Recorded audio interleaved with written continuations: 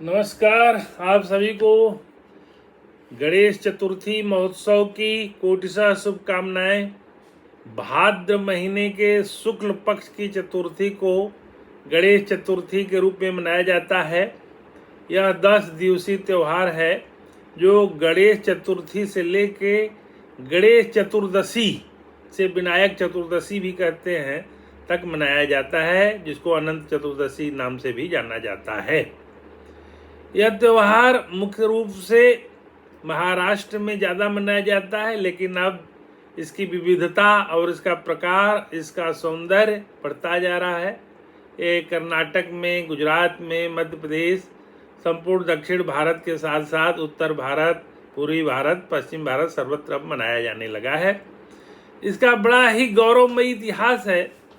कहते हैं कि सन 1893 में लोकमान्य बाल गंगाधर तिलक ने पुणे में इस पर्व को प्रारंभ किया मनाना, और उनका उद्देश्य था कि अंग्रेजों के खिलाफ लोगों को जागरूक करने के लिए एक सामाजिक मंच बने जिस पर सब लोग आए। तो 1893 मतलब आज से 132 वर्ष पहले ये त्यौहार, जब भारत गुलाम था और दास्ता की बेड़ियों से, जंजीरों से जकड़ा हुआ था, तब लोकमान्य बाल गंगाधर ने तिलक किया और कालांतर में दिनों दिन यह अत्यंत लोकप्रिय होता गया। 1893 ईस्वी भारत के इतिहास में पुनर्जागरण के रूप में भी जाना जाएगा, क्योंकि 1893 में ही स्वामी विवेकानंद ने शिकागो एड्रेस सितंबर महीने में किया था, जिसमें उन्होंने अपने सनातन धर्म की अच्छाइयों को विश्व के सामने रखा था और विश्व सनातन धर्म की, वेदांत दर्शन की अच्छाइयों को जान के चमत्कृत हो गया। तो देखा जाए तो 1893 में तिलक जी द्वारा गणेश महोत्सव और 1893 में ही स्वामी विवेकानंद जी का शिकागो एड्रेस, दोनों लगभग एक ही समय में हुए।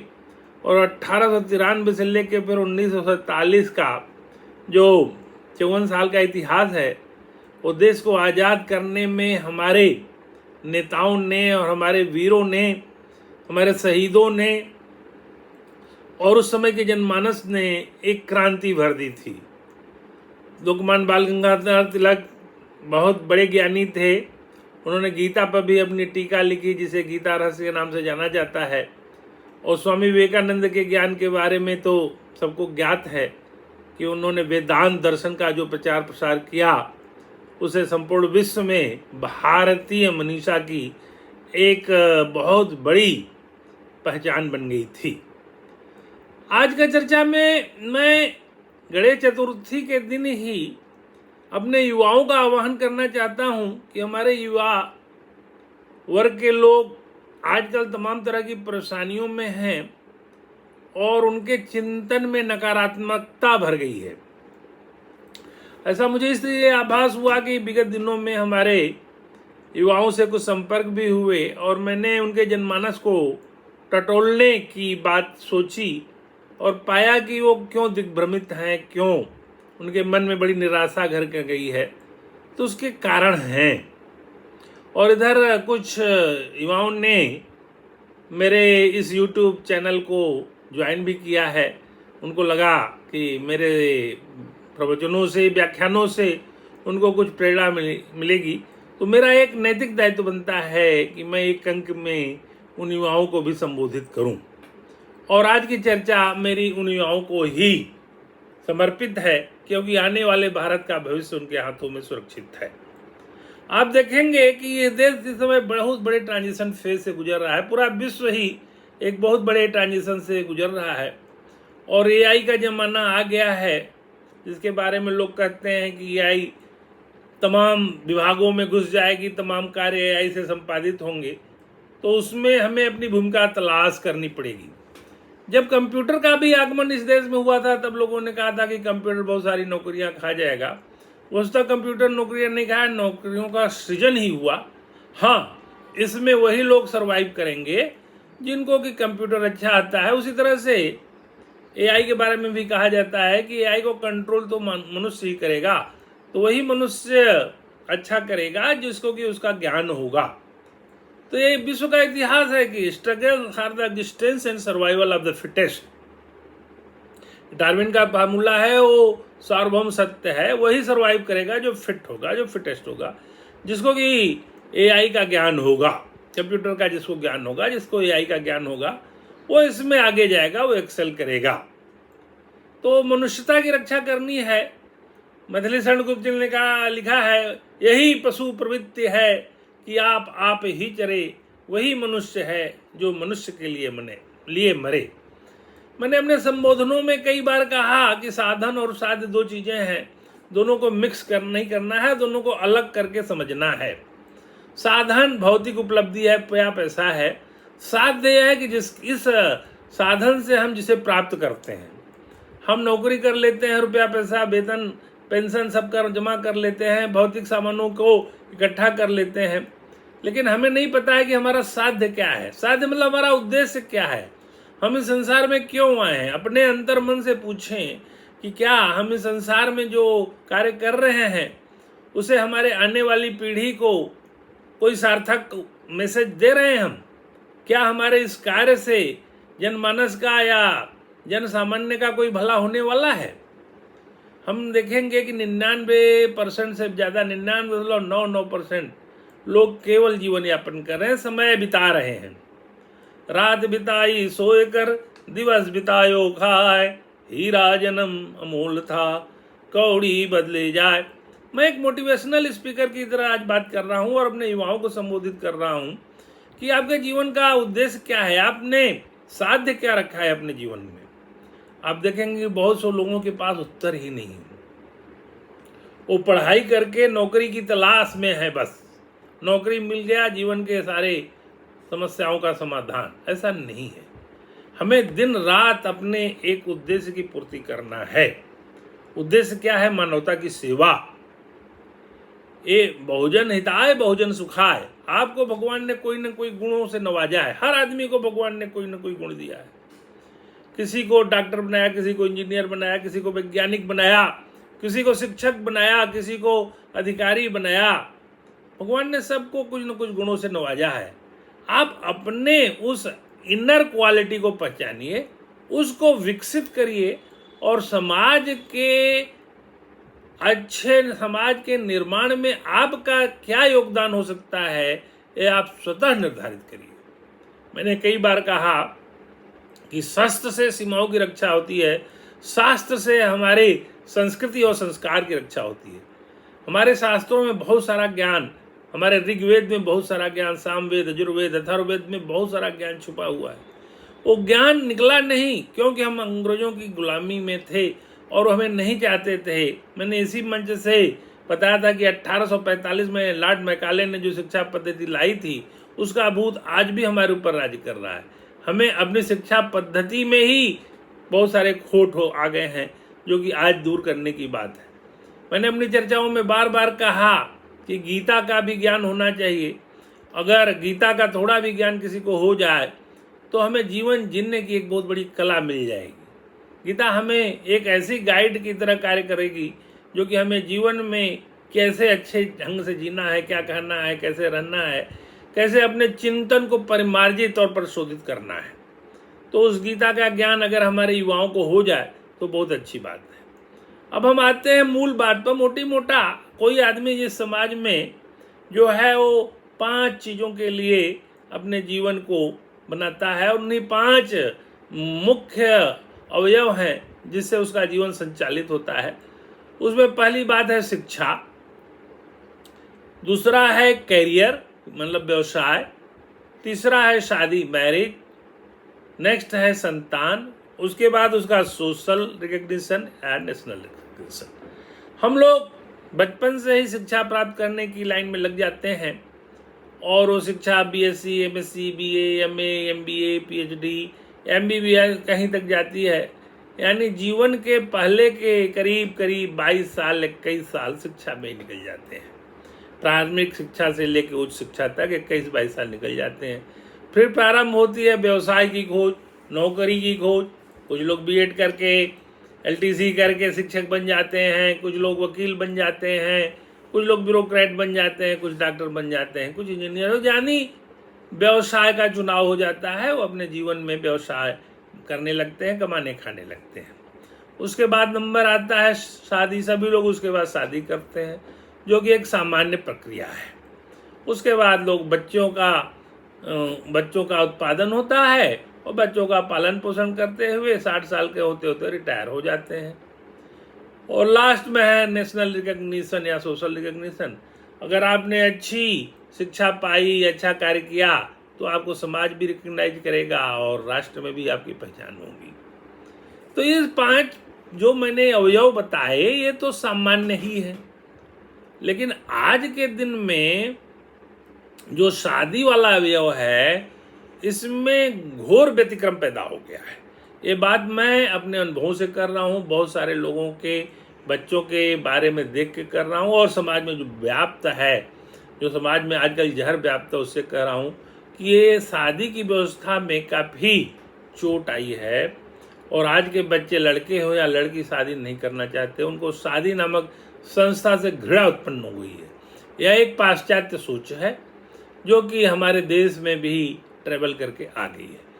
हम पढ़ाई कर रहे हैं, बच्चे हमारे पढ़ाई कर रहे हैं, बच्चे हमारे करियर में लगे रहते हैं, और करियर उनका अनंत काल तक वो सेट करने में लगे हुए हैं। वो विदेश जाते हैं, MBA करते हैं, फिर आते हैं, फिर कहीं जाने का वीसा लगाते हैं, फिर आते जाते रहते हैं, लेकिन उनका शादी करने का मन ही नहीं करता या उसके अनुरूप अपने को योग्य नहीं बना पाते हैं। ये उच्च वर्ग, अभिजात वर्ग की ये कहानी आजकल हो गई है, जिसे बड़ा ही लोगों में कष्ट है, और ये बहुत बड़ा व्यतिक्रम है। तो सबके संज्ञान में लाने का मेरा ये मतलब है कि शिक्षा हो गई, कैरियर हो गया, तो क्या यही जीवन है? आपने बहुत पैसा कमा लिया, आपके पास कई गाड़ियां अच्छी हो गई, आपके पास फ्लैट अच्छे हो गए, और आप रोज पार्टी करते हैं और नाप शनाप खर्चा करते हैं, नाप शनाप खाना खाते हैं, क्या यही जीवन है?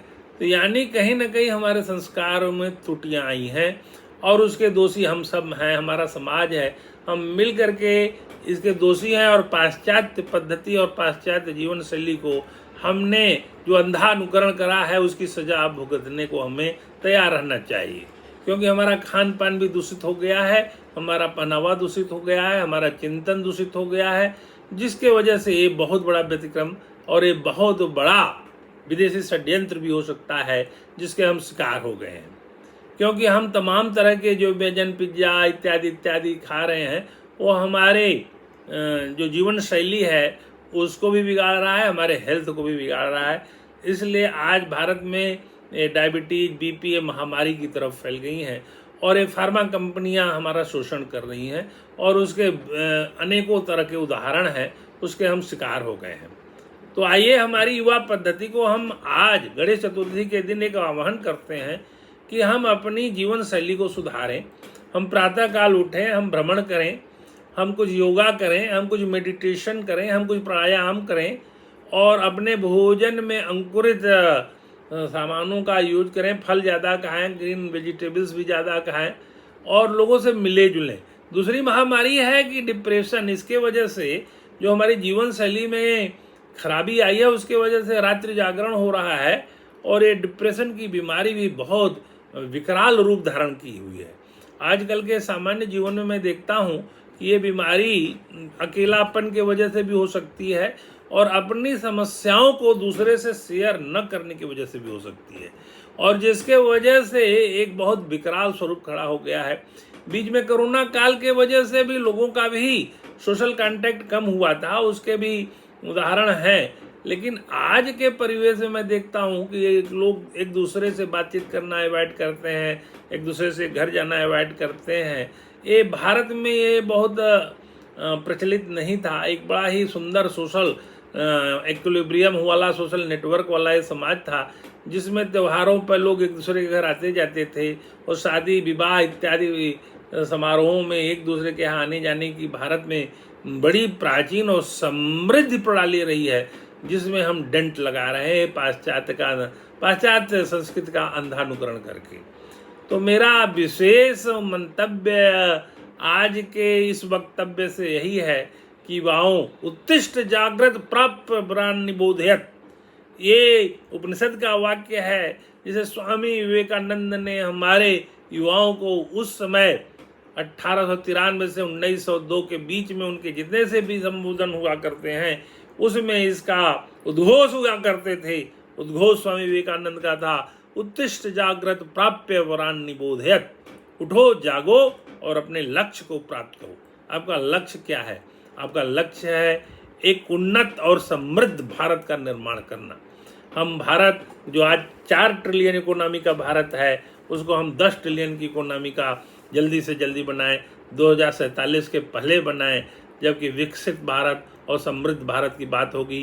भारत की आज़ादी के 100 साल हो जाएंगे, उस समय हमें समृद्ध, विकसित और अपने पैरों पर खड़ा हुआ भारत चाहिए। हमें पूरे विश्व में एक नज़ीर बनकर उभरना चाहिए।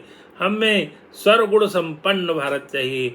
उसके लिए आज के जो युवा 20 से 30 एज ग्रुप के हैं उनको हमें जागृत करना है, क्योंकि तभी आने वाले 20-22 साल में वो युवा जब प्रौढ़ हो जाएंगे तब उनके कंधों पर इस देश की जिम्मेदारी होगी। तो 20 से 30 वर्ग के जो आयु वर्ग के जो युवा वर्ग हैं उनको मेरा ये संबोधन विशेष रूप से है कि आपके ऊपर समृद्ध भारत की जिम्मेदारी है।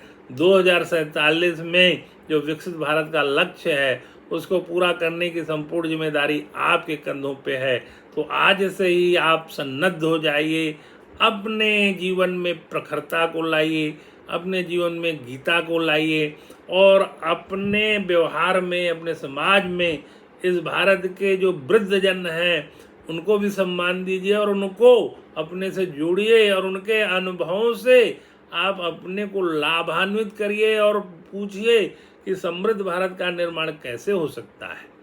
तो बंधुओं, रिटायर्ड वर्ग के जो अधिकारी गण हैं, जो कर्मचारी गण हैं, जो हमारे अन्य गण हैं, जो डॉक्टर गण हैं, इंजीनियर गण हैं, वो लोग भी अपने युवाओं को जोड़ें और उनसे बात करें, क्योंकि आने वाला भारत तो इन्हीं युवाओं के कंधे पे होगा। तो हम भारत को एक समृद्ध भारत बनाने के लिए एक योग्य कंधों को हम पहचाने और उनको शिक्षित करके अपने अनुभवों से उनको लाभान्वित करें। हम चुपचाप अगर बैठ जाएंगे तो ये पद भ्रष्ट हो जाएंगे, भ्रमित हो जाएंगे, दिग्भ्रमित हो जाएंगे, पाश्चात्य वर्ग के चकाचौंध में ये डूब जाएंगे, जिसके उदाहरण मिल रहे हैं कि तमाम तरह के पबजी गेम और तमाम तरह के जो गेम होते हैं वो जुआ वाले वो फैल गए थे, जिस पर सरकार ने अभी प्रतिबंध भी लगा दिया है। तो हमारे युवा क्या जुआ खेलेंगे और क्या शराब का पालन करेंगे? हमारे युवा इस समृद्ध भारत के सिपाही हैं, ये समृद्ध भारत इनके कंधों पर बनना है, तो हमें इनको जागृत करना है। तो इसलिए हम लोगों के जीवन शैली में अगर वेद के वाक्य, उपनिषद के वाक्य का संचालन करते हैं तो बड़ी अच्छी बात रही है। तो आइए रहीम के दोहा को याद करते हुए इस चर्चा को आगे बढ़ाते हैं। रहीमन चुप रह बैठिए, देखी दिनन के फेर, जब नी के दिन आई हैं, बनत न लगी है देर। रहीम जी कहते हैं कि यदि समय खराब है तो चुप रह बैठिए और वो बदल भी जाएगा। लेकिन मेरा मानना है उनसे निवेदन करते हुए कि खराब है तो चुप बैठेंगे तो और खराब हो सकता है। हमें एक्टिव पार्टिसिपेशन के साथ उसको सुधारने का प्रयास भी करना चाहिए। चाहे आप नहीं भी माने तो भी सुधारने का हमें अनवरत और अथक प्रयास करना चाहिए। रहीम जी के साथ भी ये घटनाएं हुई थी। वो अकबर के दरबार में नवरत्नों में थे और षड्यंत्र के शिकार हुए और अकबर ने उनको अपने दरबार से निकाल दिया। वो आके चित्रकूट में कुछ दिन रहे और भगवान के समीप का उन्होंने बोध हुआ उनको, तो उन्होंने लिखा भी एक दोहा, चित्रकूट में रमि रहे रहीमन अवध नरेश, जहाँ पर विपदा परत है सोई आवत यही देश। उन्होंने लिखा कि चित्रकूट में भगवान रहते हैं, अवध के नरेश यहाँ रहे और चूंकि उन पे भी विपत्ति पड़ती थी तो यहाँ आए थे, मेरे पर भी विपत्ति पड़ी थी तो मैं यहाँ आया था। तो रहीम के बारे में यह है कि नीति के बहुत अच्छे दोहे लिखा करते थे और अकबर के दरबार में नवरत्न के रूप में उनकी गणना होती थी और बड़े ही सहृदय थे। उन्होंने ज्योतिष पे भी खेट कौतुकम नामक एक ग्रंथ लिखा जिसको पढ़ने का मुझे सौभाग्य मिला। तो मुझे लगा कि किस श्रेणी के विद्वान रहीम जी थे। तो मेरी बातों का संदर्भ यही है और उसको मैं कबीर के शब्दों में समराइज करना चाहूँगा। कबीरा कुआं एक है, पानी भरे अनेक, भाड़े में ही भेद है, पानी सब में एक। सारे धर्म, सारे संप्रदाय, सारी विचारधाराएं एक ही तरफ जाती हैं। सबका उद्देश्य है ईश्वर की प्राप्ति और सर्वधर्म संभाव, वसुधैव कुटुम्बकम, सर्वे भवन्तु सुखिनः, सर्वे सन्तु निरामया, सर्वे भद्राणि पश्यन्ति, मा कश्चित् दुःखभाग् भवेत्। तो एक बार फिर भगवान को याद करते हैं। कृष्णाय वासुदेवाय हरे परमात्मने प्रणतः क्लेश नाशाय गोविंदाय नमो नमः। आप सबका एक बार फिर से समग्र आध्यात्मिक चिंतन नामक YouTube चैनल पर स्वागत है। मेरी यह चर्चा कैसी लगी अगर आप लोग बताएंगे तो मैं इसको और अच्छे ढंग से सुधारने का प्रयास करूंगा। आज की चर्चा मैंने विशेष रूप से हमारे युवाओं के लिए रखी थी, जो कि 2047 में समृद्ध और विकसित भारत के निर्माण करता होंगे, तो उनको मैंने ये संबोधन किया था।